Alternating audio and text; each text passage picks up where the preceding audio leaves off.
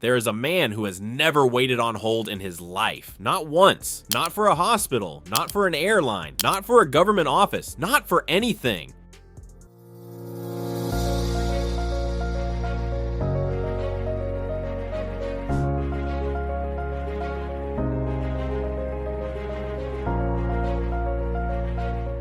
This is not a coincidence. There are people alive right now who operate inside an entirely different version of reality. Not wealthier, different. The rules that govern your daily life, the queues, the rejections, the wait lists, the closed doors, those rules do not apply to them. And the strange part is, they never break them. They just built a separate world where those rules don't exist. Someone in this video has a former head of state on speed dial. Not for emergencies, for context, for a call on Tuesday afternoon. Someone spends more annually keeping the right people on standby than most families spend on housing, not to use them often, just to know they're there. Someone's travel is pre-cleared through customs in 3 countries before they land, not because of status, because of a handshake that happened 11 years ago. And all of this, none of it shows up anywhere. No press release, no public record. This is just infrastructure. We're gonna go inside it. Start with the most visible layer, the one that looks like luxury but is actually logistics. When someone worth $10 billion travels, they are not experiencing convenience. They are eliminating friction as a strategic decision. Every minute lost to a queue, to a process, to a waiting room is a minute taken from something that compounds at a rate no economy class passenger can afford to ignore. So they build systems. A private terminal is not about comfort, it's about a 15-minute door-to-wheels process, instead of 90, multiplied across 200 flights a year. That's time returned to the asset, that's the math. But the private terminal is just the beginning. In certain airports, Farnborough, Teterboro, Le Bourget, there are facilities that most people don't know exist, private lounges that aren't listed, customs officers who process documents before the plane lands, ramp agents who know the preference of every regular guest down to what temperature the car should be when it pulls up. This is not VIP service. VIP service is something airlines sell. This is something else. This is a permanent arrangement between institutional money and institutions that need institutional money, and nobody advertised it. Now go one layer deeper. The people who manage the billionaires' time are not assistants. That word doesn't capture what they are. They are anticipation systems. A chief of staff at this level is paid to know what their principal needs before the principal knows they need it. They have studied their boss's behavior patterns across years. They know that after a long transatlantic flight, he needs 3 hours of silence before any meeting. They know that she performs best in the morning on decisions of consequence. They know that when a certain topic comes up, the energy shifts and the conversation should be redirected. These are not personal preferences, these are operational parameters. Some principals have multiple layers: a chief of staff, a personal security lead, a household manager, an estate manager, a travel coordinator, a communications director, each one managing a different domain of life, each one reporting up to the chief of staff, each one paid to ensure that the person at the center of this structure is never inconvenienced, never surprised, and never required to think about logistics. The goal is complete cognitive preservation. When someone worth that much sits down to think, every surrounding system exists to protect that thinking from interruption. And the cost of running that structure? Startling, sometimes north of $5 million a year, just in staffing, just for one person's operational layer. This is still considered normal in this world. Now the part that people rarely talk about, the retainer economy. There is a class of professionals, lawyers, doctors, fixers, consultants, former intelligence analysts, former diplomats, who are paid not for work they do, but for availability, for the promise that when a call comes in, they pick up.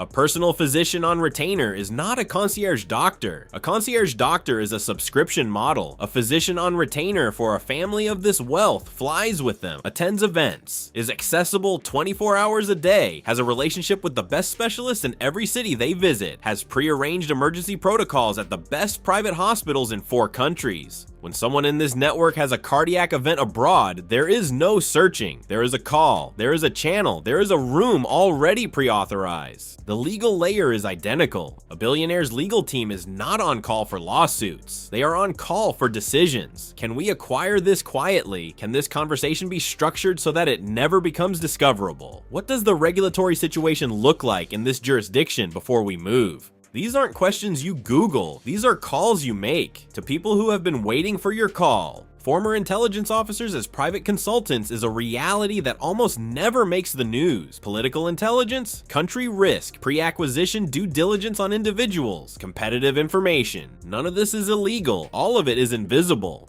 The club layer. There is a specific kind of membership that doesn't have a website. Not a golf club, not a members club, not a yacht club, something different, something built around access rather than amenity. The most exclusive networks in the world are not joinable, they are enterable by introduction only, and the introduction has to come from someone who is already inside and who has standing, meaning they've been there long enough and behaved well enough and contributed enough that their vouching carries weight. These networks exist at several levels. There is the philanthropic network, the boards of major arts institutions, hospitals, universities. Membership here is not about love of art or education. It is about a room where people of equivalent standing gather and where the social contract is that you help each other quietly. Then there is the deal network, the private investment circles where a founder hears about a round before it's announced, where a family office gets a call about a property before it lists, where a fund manager is invited into a structure that doesn't exist publicly. And then there is the relationship layer that sits above all of it, which is not joinable at any price.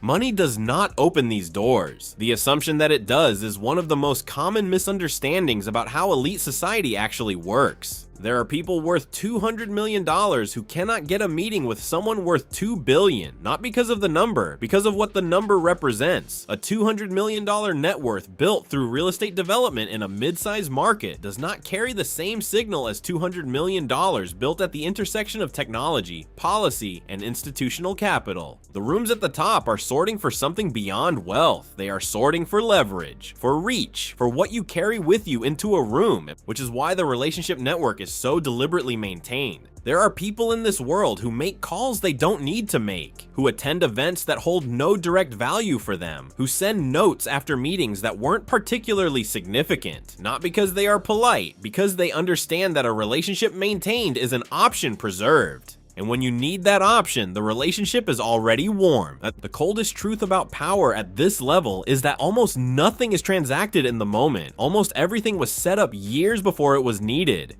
The private information layer. This one is the most disorienting. Information at the top of the wealth distribution does not move through newspapers, reports, or public data. It moves through relationships. There are people who know 6 months in advance that a major regulatory decision is coming in a specific sector, not because of insider information in the legal sense, because they are close enough to the people who are close enough to the people who are making the decision that the directional intelligence moves to them through conversation. A dinner, a conference call, a walk after a formal event. The accuracy of the information is not always perfect, but the directionality is useful, and the people who receive it are already positioned to benefit from directionality. There is a reason that the very wealthy tend to get wealthier during periods of uncertainty. It's not only capital, it's that their information environment is categorically different. They are not smarter, they are better informed. And they became better informed by spending 20 years building the relationships that now deliver information to them. The geography of the network. There are certain moments in the year, certain events, certain gatherings, certain weeks, when the density of decision-making power in a single location becomes extraordinary. Davos is the famous example, and it is real, but it is also the visible layer. The panels, the stages, the dinners that are photographed, these are the public version. The private version is the bilateral meetings, the breakfast with one person, the car ride to the airport, the 15-minute conversation that is not on any schedule. These are where things move, and access to those conversations is not bought with a pass. It is earned with relationships. It is maintained with discretion. It is preserved by behaving like someone who understands what kind of room they're in, which is why behavior in these circles is so carefully managed. There is no shouting money. There is no conspicuous demonstration of wealth as a power signal. The people with the most access tend to be the quietest in the room, not out of modesty, out of understanding. Loud money is new money. Quiet money has already decided. The private security layer is rarely discussed in the terms that would make it comprehensible. It is not bodyguards. The word bodyguard implies reaction. What these principles operate with is a risk management ecosystem. Advanced teams that pre-clear locations, digital security specialists who manage online exposure and threat monitoring, former law enforcement who manage close protection and understand the threat landscape in ways that most people do not think about. The threat to someone at this level is not primarily physical, it is informational. The risk of a conversation being recorded, of a document being accessed, of a relationship being exposed at the wrong moment. So the security apparatus manages the physical environment and the information environment simultaneously. There are principals who have never sent an email, not because they are technophobic, because every email is a document, and documents create exposure. Their communications travel through channels that leave no record, through intermediaries who understand that discretion is the entire product they are selling, and the intermediaries are compensated accordingly.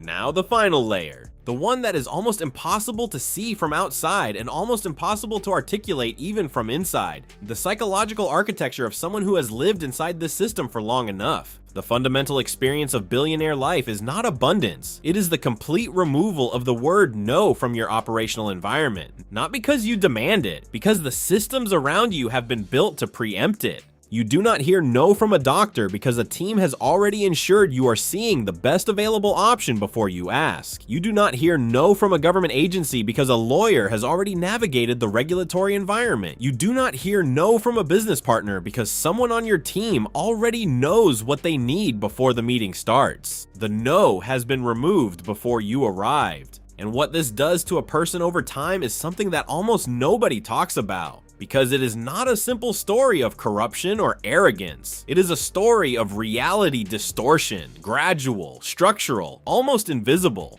When you have not heard no in 15 years, you begin to experience the world as a place that does not contain no. And when no does appear, in a relationship, in a health diagnosis, in a political outcome you cannot control, the psychological impact is not what you might expect. It is not humbling, it is disorienting. Because the entire infrastructure of your life has been built around its absence.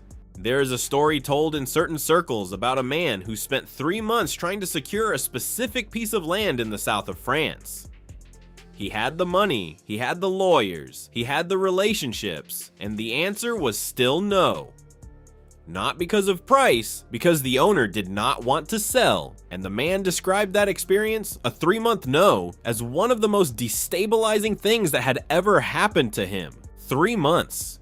To someone reading this, that sounds extraordinary. To him, 3 months of resistance felt like a system failure. That is the interior world we have been describing. Not luxury, not power in the way it's portrayed in films. Something quieter and stranger than that. A world where the infrastructure is so complete, so preemptive, so continuously maintained, that the person at the center of it has ceased to experience the friction that defines ordinary human life. They have not bought their way out of difficulty. They have built an apparatus so sophisticated that difficulty rarely reaches them at all. And they move through the world in that silence. The silence of a life where no has been engineered away. Not forcefully, not visibly, just quietly, permanently, by design.